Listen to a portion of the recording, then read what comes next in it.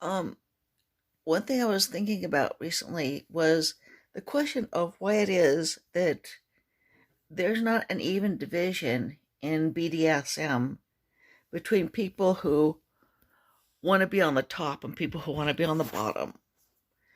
Um, if you just single out, for example, spanking, um, many people want to get spankings. A lot more people want to get spankings or want to get sexually turned on by the idea of being spanked than are sexually turned on by the idea of giving a spanking. And just more generally, a lot more people want to be on the bottom. Now, why would that be? Now, one reason, again, if you go back to the spanking example, is kind of obvious.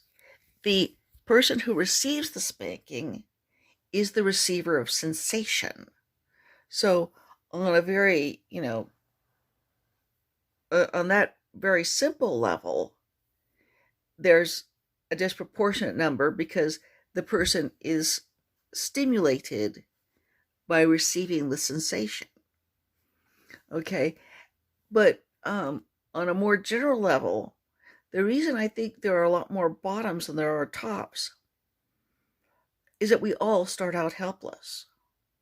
To a large extent, our sexuality is formed before we are really sexual, before we reach puberty. There's a kind of paradox there. But what will become sexual is there very early. It's, requires the hormonal changes of puberty to kind of ignite it. But we all start out helpless. We all were at one point incontinent, unable to feed ourselves, unable to do much of anything for ourselves. We were all dependent on somebody else, and we were all unable to control our own impulses. We needed somebody to discipline us. We needed somebody to form and restrain us. And that is basically, I think, why it is that bottoms so completely outnumber tops.